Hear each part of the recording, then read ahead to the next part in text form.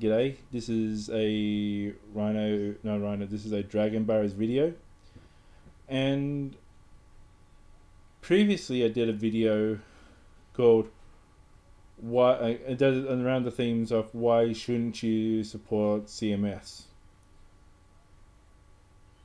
And now I'm doing a video on why we should kick scripted teaching out of public schools in New South Wales.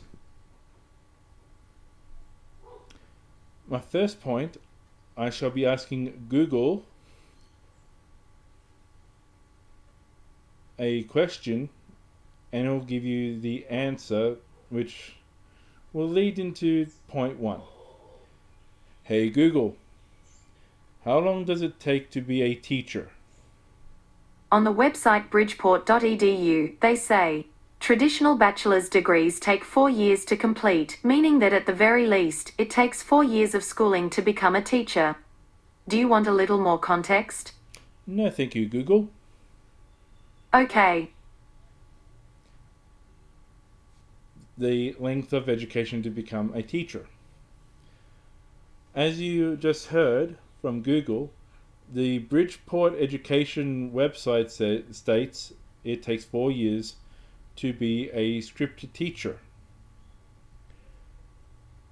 which is not done in New South Wales when it comes to scripture teaching. All these churches want is just want people to go out and teach children in public schools about whatever belief that they have. But it doesn't take 4 years of study to do it. Since I did some educating in the Protestant sense, when I was a scripture teacher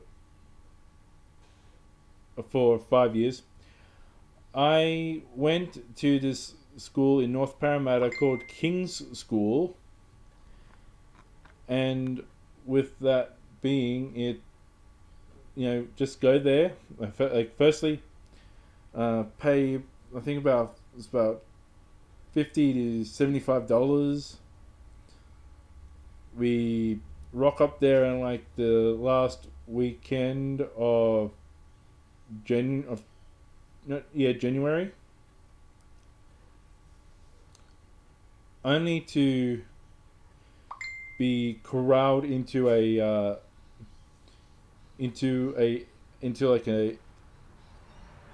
the school's auditorium, and to have some sermon like substance, only to have these people from youth works come around and go, guess what, we're doing this and we want you to do this as well, which is pretty hard on some of those people who are in their literally retirement years. They didn't think, wow, I am retired and guess what, I am going to do star jumps to say to pronounce, I follow Jesus the star, so some bizarre children's song of that nature. And they feel like, and since everyone's packed in together, and when they go, oh, guess what, we're going to do the sign of the cross, boom, and you have to do the boom and hit people out and hit unexpecting people, which I find to be virtually a joke, to expect people who are retired to do these sort of things, and for these young 20-something little pieces of shit to say, oh, you old people can do this. Yay! When I was a scripted teacher and I was told to go to this place, I've met tradies who had to lift heavy bags and had to lift heavy equipment for their jobs. I've met former police officers, former correctional officers, former sheriff's officers like my father. Those three people, or those three professions, have to do with wrestling people to the ground. And if you get hit too many times, guess what? You want and get hit in certain body parts, you ain't going to be moving around that much. So, yeah, not exactly good. Some of them would have done some manual labor in their younger years, and like with these elderly women, they would have pushed heavy trolleys around in their young years, and being being mothers, it would be pretty hectic to chase around little children, discipline them, and try to keep the house clean. It's pretty damn hard. It's a lot easier now since most of the kids have left house and that, and have families of their own. But still, expecting these sort of people to jump up with bad knees, sore backs, and their motor skills are not exactly good, and having these year 13 students or these kids that want to take a break from education, so-called Christian kids want to break from education, go in there and throw their arms around, unsafe. But then it's morning tea. Then after like 15 minutes morning tea, go to a specialty course. The specialty course has to do with some bizarre new technique of how the kids are being taught nowadays. Then it's like do that for like 45 minutes. Then it's like an hour and a half lunch. No, like not an hour and a half, but about 45 minutes for lunch. And for those who are coming from like a further distance to where the food is, not that much food is left, because I've been in those sort of situations where I had to come and try to find food for my dad and myself. If I did find a little bit of food, I gave it to my dad. Therefore, I was left hungry for the entire day. And most of the time there, it was blistering hot. And trying to do shit when you're hot and hungry, not exactly good. And that's on top of that. Then you get like another 45 odd minutes to do like another course, and then you come back, have some morning tea. Then you go back into the auditorium, do another little sermon. These young people go, guess what? We can do this, and you can do that, and no, you can't, and no, we can't. And it's just done over one day, and it's just like trying to fix everything up, and it's just like, okay, we've done this, we've done that, we've done the other. Like, is there other things we have to do? No. We go back home, couple of weeks later, we get a little card to say we've been to this place and it was signed off by the minister of the church. And let me ask you this. Would you be more afraid of the fact that some young person just someone that you don't know didn't even do a full years of a single year of education to be able to teach your children? No, you can't exactly trust. There's nothing against my father or myself,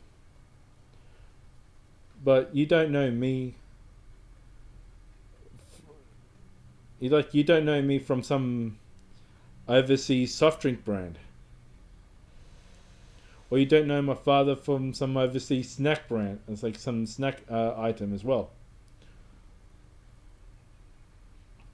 And with all these, and with like all these teachers and that coming in, and they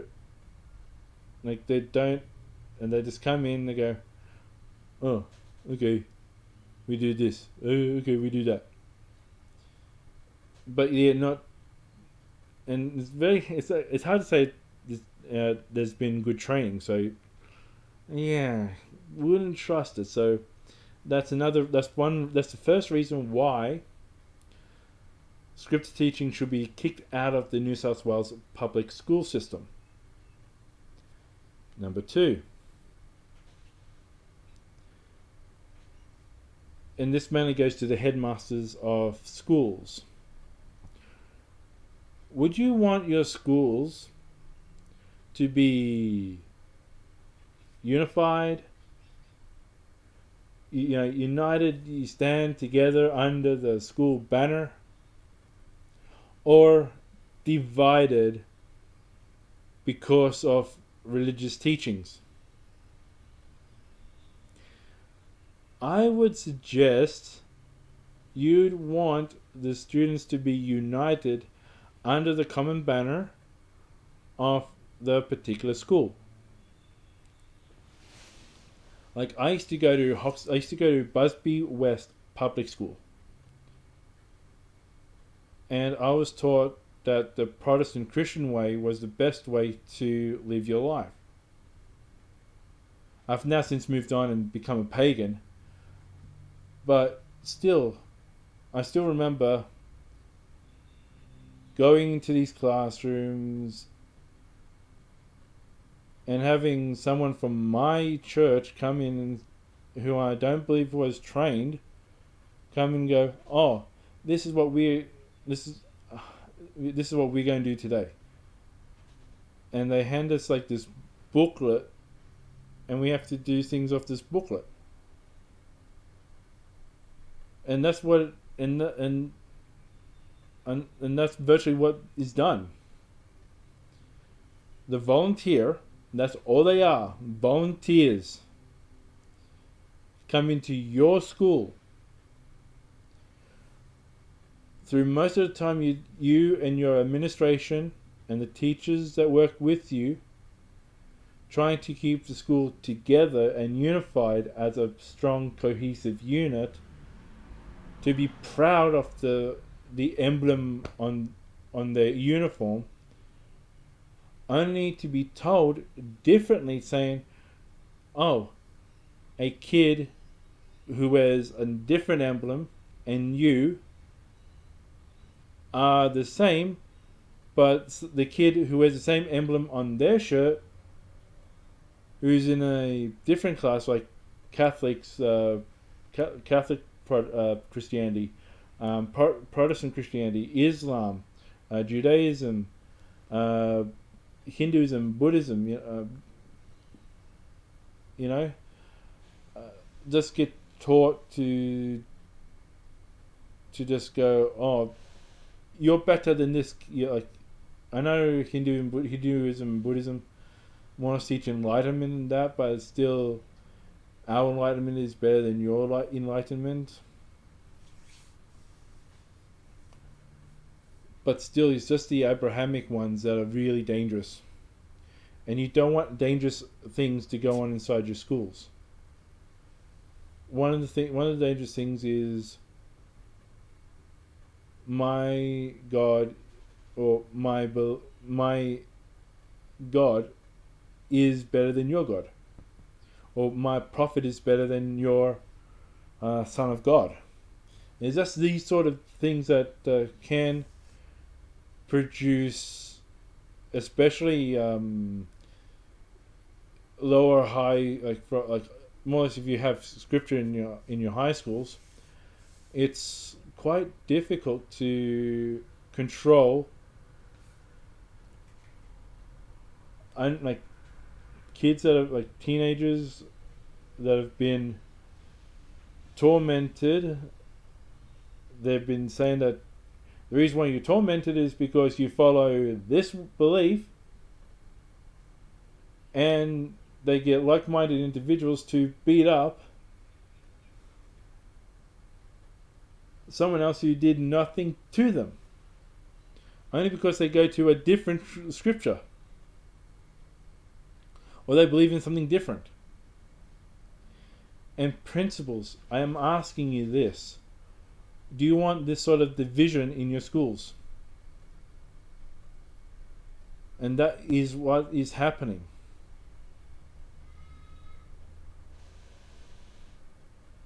Which is scary and trust me, I said these things when I was a scripture teacher. They go, well, what does my Muslim friend says about Jesus Christ? And I said, tell them this is and this, and this is, that and the other. And the following week, guess what? They were, and I've actually seen kids 1 week and not see them for about 2 weeks, and they come back and I say, oh, how's it going? And they go, you kicked me out of school because what you said to me to tell my Muslim friend, or what you told me to tell my Catholic friend, or for you to tell me to tell someone else who doesn't believe in Jesus Christ.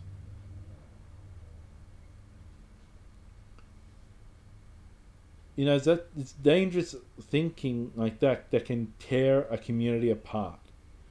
And if I was a principal, I would ban scripture in my school. If I was a principal of a primary school, I would just say, look, we don't need your interruption into the studies of the kids, or you seeding division in the school. We want the school to be unified, not divided, and that's it. No scripture whatsoever. I know it's a part of the some backdated New South Wales education system mandate to have scripture teachers in schools, but really, back then it was mainly Christian, like the two Christians, the Protestant and the Catholic, had to teach their kids something or other during something or other. And as well, on with that topic, there are more churches being built in more locations, so the parents can't exactly say, oh, we can't send our kids, we can't go to church because we're too far. Yeah, nah, that ain't gonna work. If you as a principal want unity instead of division, get it out of the schools. Or get it out of your school. Part 3 is that do you really know your scripture teacher?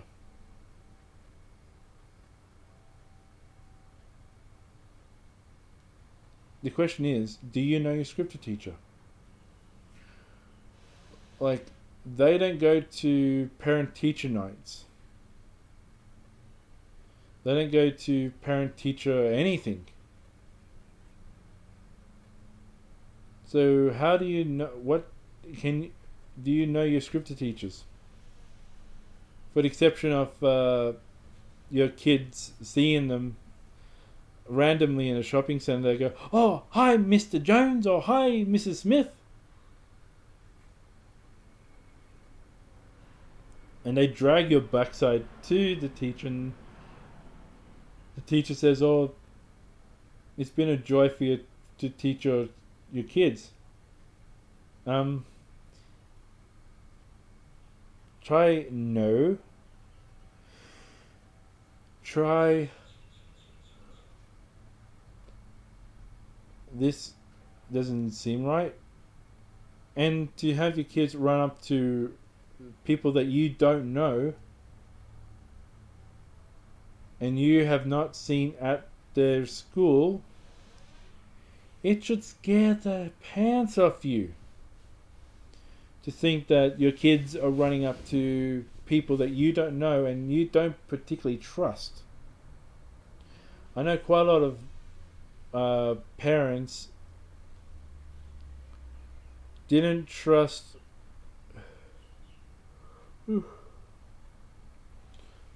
haven't quite trusted,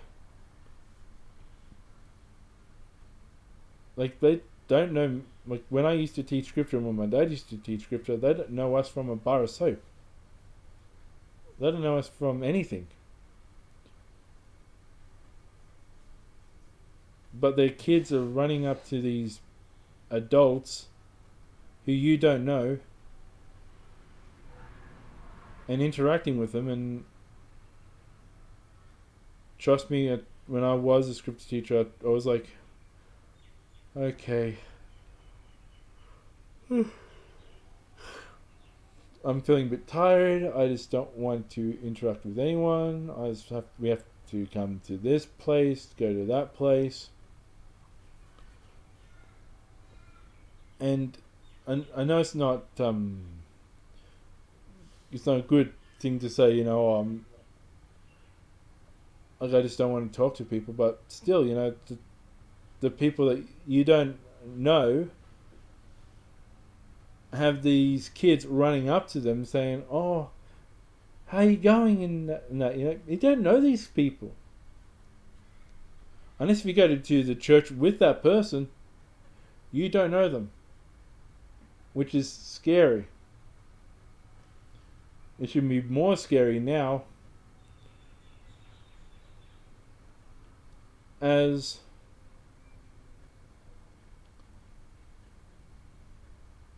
with you don't know, as I said, you don't know them from anything. It's like saying, "Oh, I can recognize my bamboo biodegradable chopsticks from any other bamboo biodegradable chopstick." And all of them come in a pack. Imagine seeing a lot of these things dropped inside of an arena, and you say, "I know my chopsticks," and they're chopsticks that look exactly like this. You can't. So you can't exactly trust your scripture teacher unless you go to the same church. And most of the time that you don't go to the same church as your scripture teachers. You go to some other church, or you don't even go to church. So you can't exactly trust them. Number 4 on this topic is that most of the time the volunteer scripture teachers are as I made mention in the first part, these volunteers are mostly elderly people who have had. Let me just add firefighters and ambulance personnel, because they would have had to have done with some violence or some heavy lifting themselves in their fields, and they retired and they thought teaching scripture would be fun. It ain't fun. As I said, I think I said, but if I haven't, I will say it in here. My father was a sheriff's officer for 30 years of his life, dealing with bikies, dealing with violent abusers, and he had to crash tackle them in onto the floor or onto a table in the courthouses, and in the courtrooms. That's what you do as a sheriff's officer if you are told to protect the judge. You throw yourself on the line and you get hit. I've seen at times there my father coming home and he had like a bit of a cut here, a bit of a cut there, and my mum flipped because it was shit. She seen her husband go to work, looking like he's handsome himself, only for him to come home, bit of his uniform torn, him busted open, all because of some maniac can't control their alcohol intake and their rage. And just imagine doing that for nearly 30 years of your life.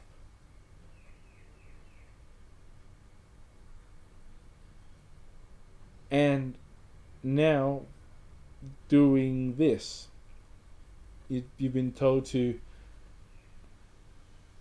pull a bag full of books, pull a box full of these books, carry a bag full of this educational material, that educational material, some other educational material. Carry a CD player. Carry these different items that are not exactly conducive to a person who's worked hard their lives to carry around. And prior to my father working for the sheriff's department, he used to work for a company called Walton's, which he carried around heavy boxes there. He worked up to being a floor salesperson, but even then you had to deal with certain things, and all this other stuff. So you have a lot of people from different backgrounds, and quite a lot of those backgrounds have heavy lifting, have people actually fighting. So yeah, no way. You got to give these people the time for them to just relax. Maybe go and see a movie. Go and enjoy the sights of Sydney Harbour.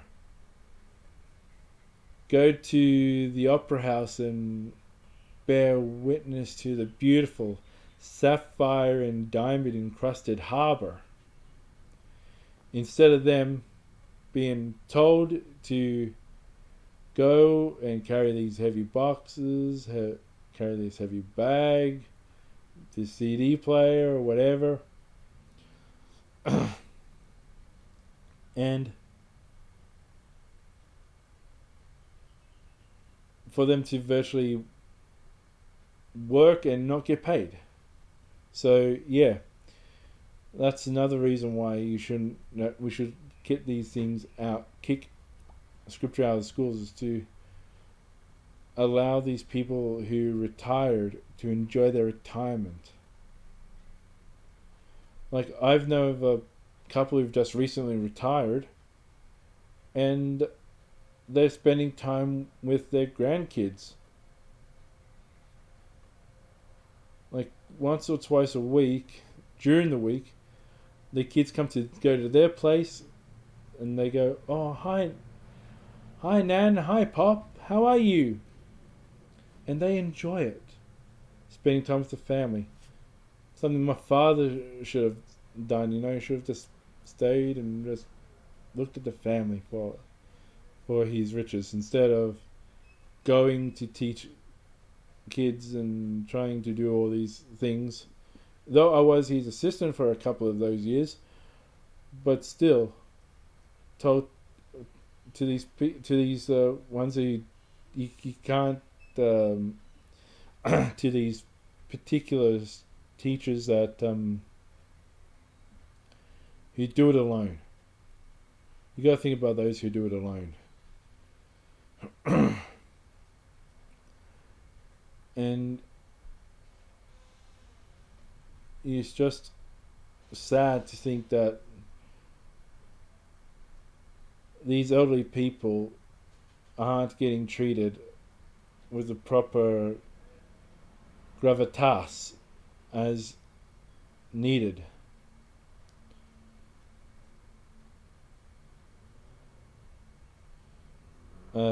The fifth reason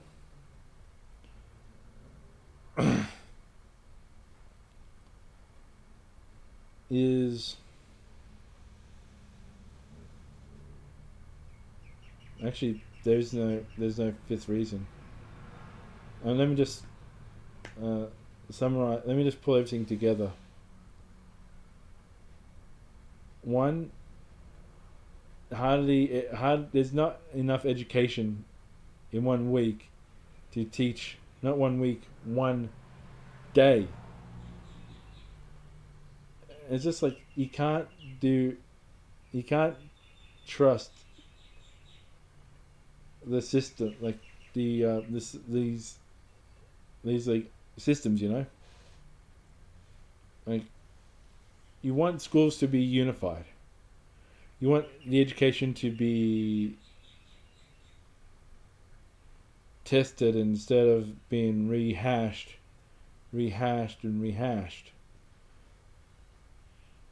It's just like there is number 5. The material. The material is virtually the same thing every 2 years. Like one thing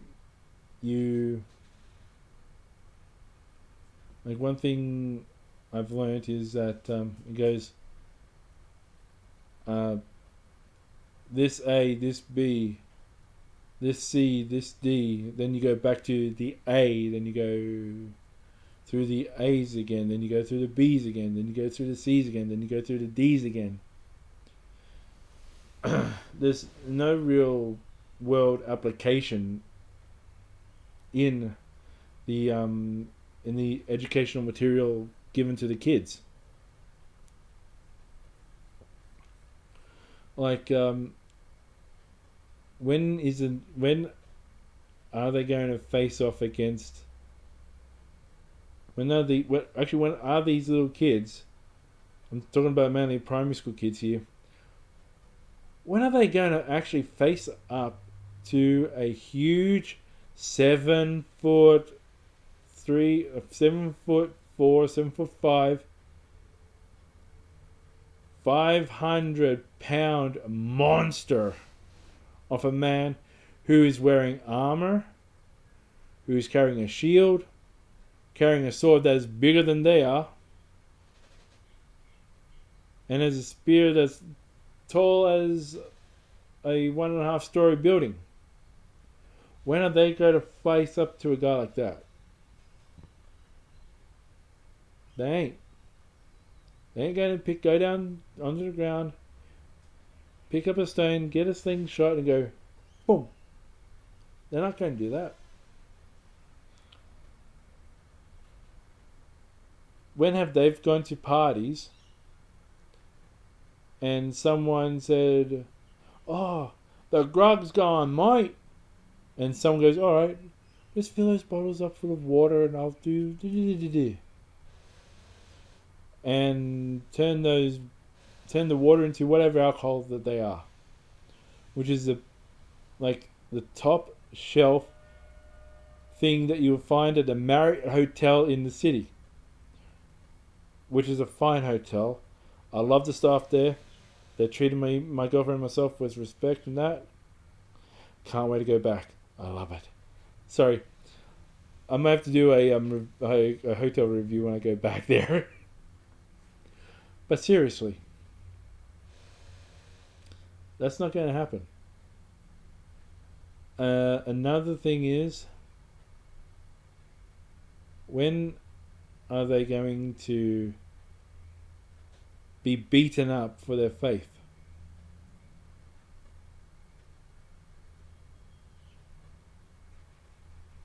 They're not going to get beaten up They're not going to get beaten up at all for their faith.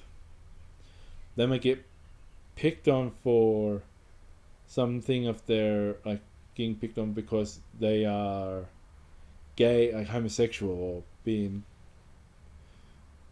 told that they're slow, or being told that they're uncoordinated. Those are the things that they've been going to be persecuted over. They're not going to be persecuted over because of their faith.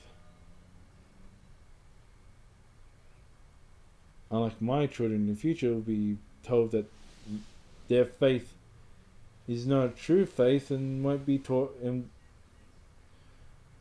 not to be classified as a real religion. Yeah. At least my kids will be able to practice their faith in schools. I'd say when you want to worship the gods, hug a tree in your school, or eat lunch underneath a tree and give a little bit of crumbs to the earth. When you give the crumbs to the earth, guess what? The crumbs go into the earth, help the tree grow. See, that's practical religious practice in schools. But it's not going to be taught in schools, nor do I want it to be taught in schools. Because it's my job as a parent to teach my kids about my faith. Take them to events where my faith has been taught and shown to educate people. So again, there's no real educational thing that they can actually learn, and you say, and if they go up to like a big giant, like I said, the 7'3", 500-pound guy, they go, "Oh, I can kick your ass because I'm a Christian and it says in the Bible I can kick your ass." You're Goliath, I'm David. In professional wrestling, usually the giant wins. Giant lift him up, giant drop him down, giant pin him, 1, 2, 3. In this case, giant lifts up, this giant of a man lifts up a little kid, drops him down. Kid goes running to his parents. Or her parents. Or because they believe what some little shrimp did to a giant warrior.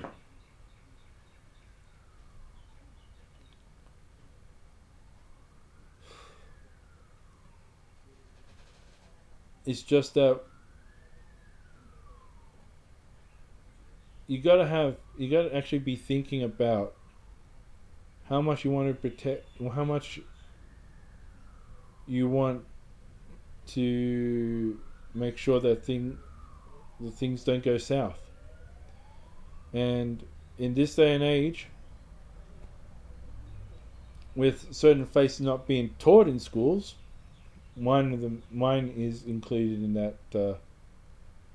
My faiths are in that bracket. So that's a 6 point. If you're not going to teach all the faiths in your school, kick the rest out. As simple as that.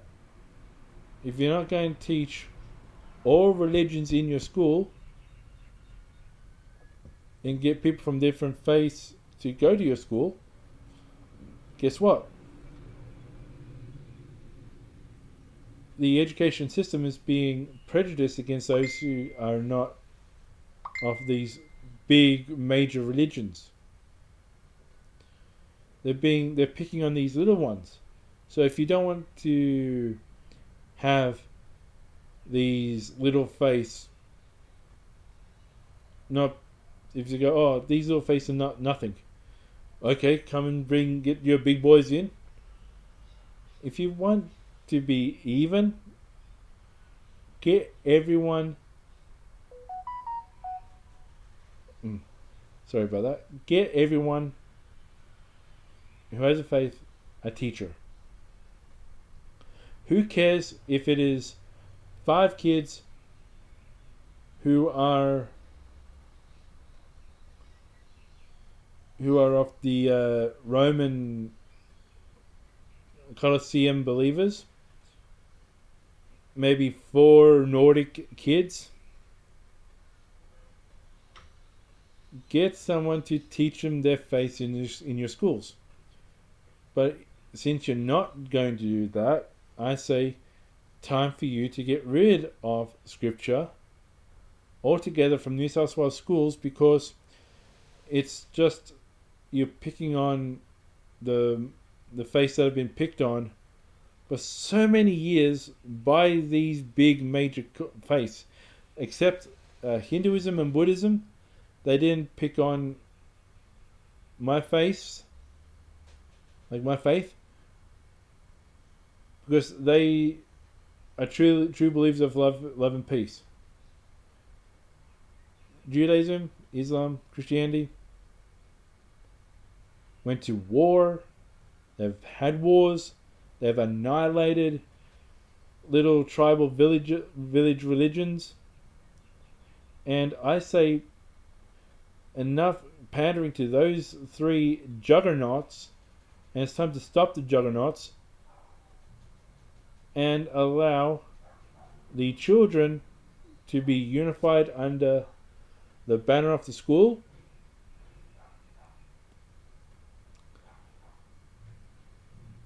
It's what is on their chest, not what's in the scripture motifs.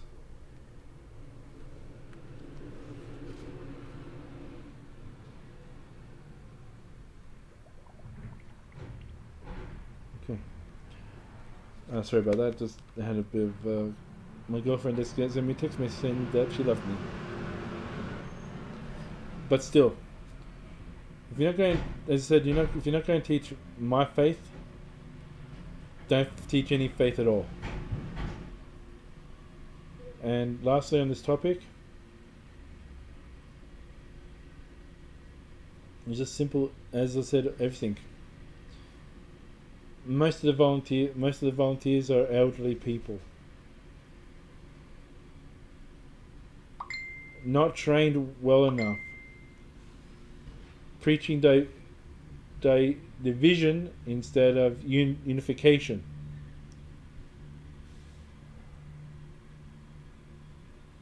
There's no real application in these teachings. There's no, and within these teachings, there's a bias towards some religions over the others. So if you don't want any biases, get rid of scripture out of your schools.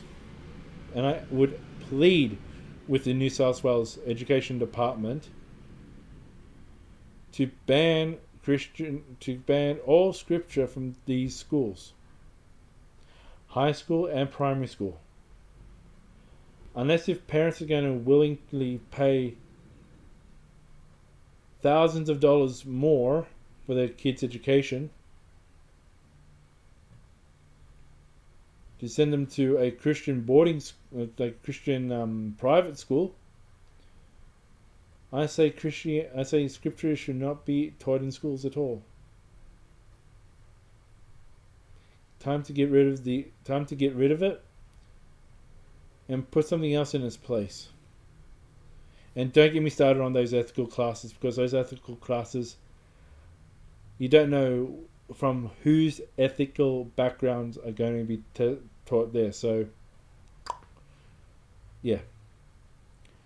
Maybe have a careers day where you can have different people's parents come in and explain what they do for a living, which can be beneficial because guess what? Practical application in everyday use when they leave school. I'm Dragon Burrows, and I'll see you in the next video. Hoorah!